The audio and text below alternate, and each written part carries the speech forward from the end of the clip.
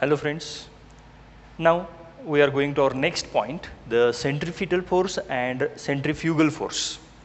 What is centripetal force? When the particle is in circular motion, the force acting towards the center of the circular path, that force is called as centripetal force, which is denoted by FCP. Centripetal force is the resultant force of all the real forces acting on the body. Centripetal force can be calculated. We know that the force is the product of mass and acceleration. Similarly, centripetal force is the product of mass and radial acceleration, or we call it as a centripetal acceleration. We know that the centripetal acceleration AR is given by r omega square. The magnitude of the radial acceleration or centripetal acceleration is given by r omega square, or v square upon r, or v omega, where r is the radius of the circular path, omega is the angular velocity, v is the linear velocity of the particle which is performing circular motion. Therefore, the centripetal force can be given by FCP is equal to mass into acceleration, means mr omega square, or mv square upon r, or mv omega. This is the formula to calculate the centripetal force, magnitude of the centripetal force. Centripetal force is also a vector quantity. Centripetal force is a real force which is directed towards the center of the circular path.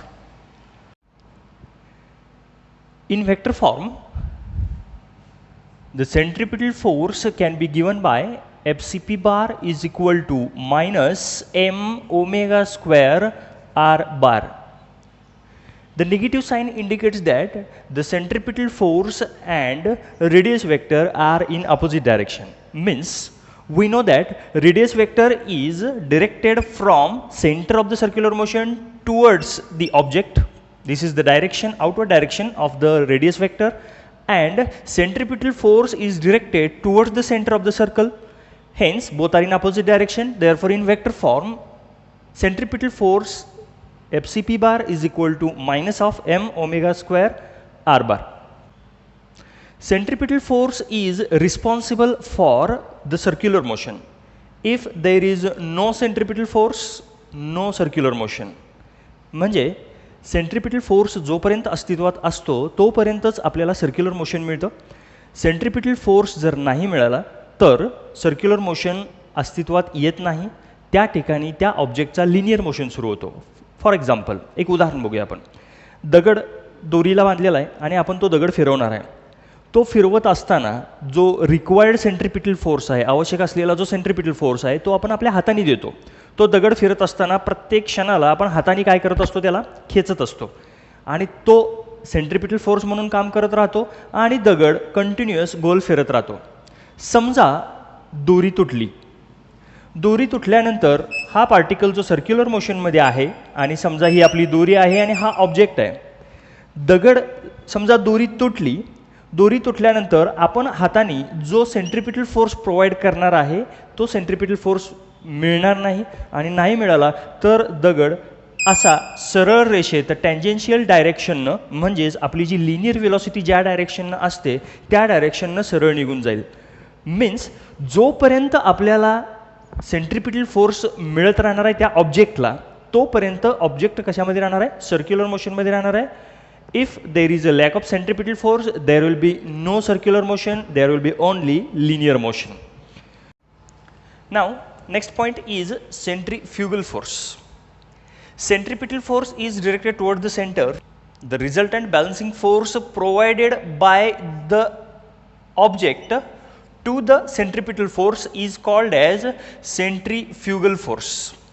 Centrifugal force is an imaginary force, means it's a pseudo force.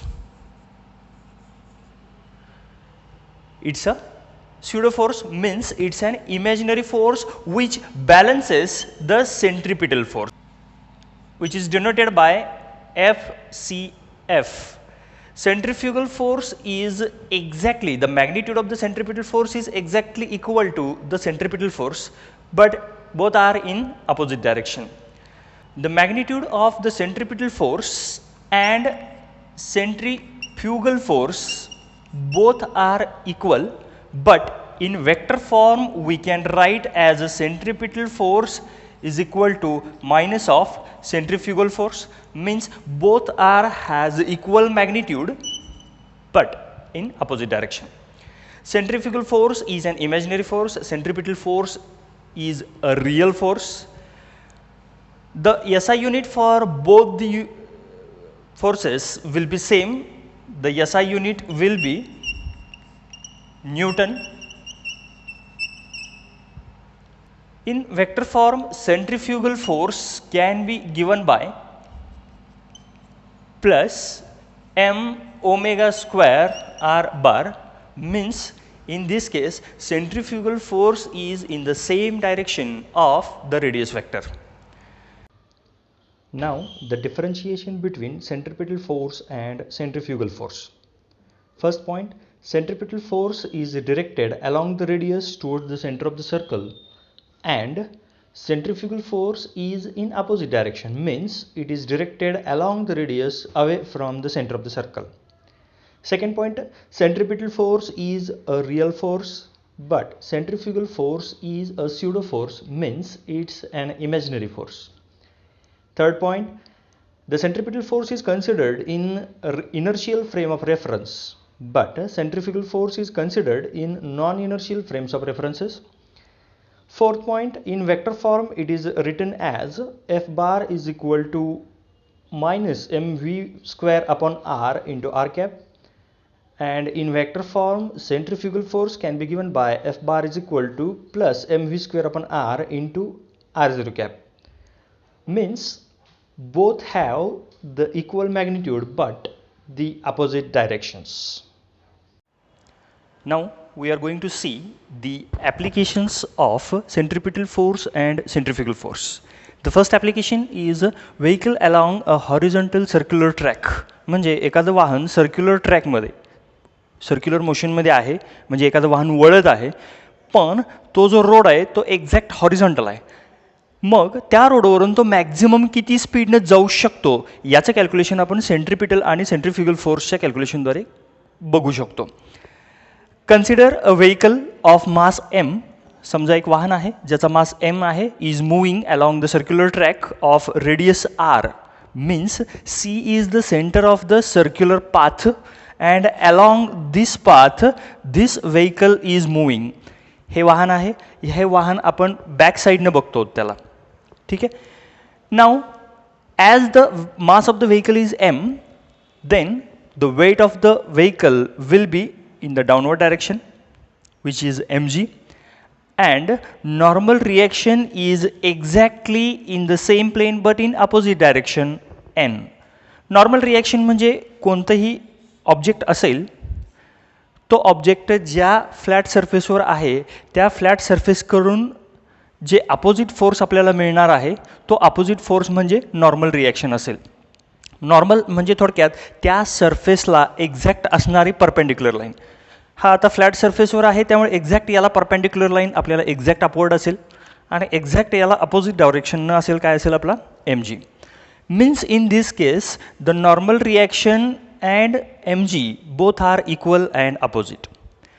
As the vehicle is moving in a circular track, it requires centripetal force. The required centripetal force for this circular motion is provided by the frictional force between tires and road of the vehicle. Means in this case we can write the two equations. First, the normal reaction is equal to mg, means weight of the object is balanced by the normal reaction. This will be the first equation.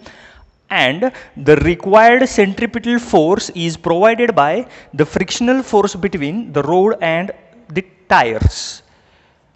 We know that this will be the frictional force Fs is equal to centripetal force mr omega square or mv square upon r. We take the formula mv square upon r. Here will be the two equations.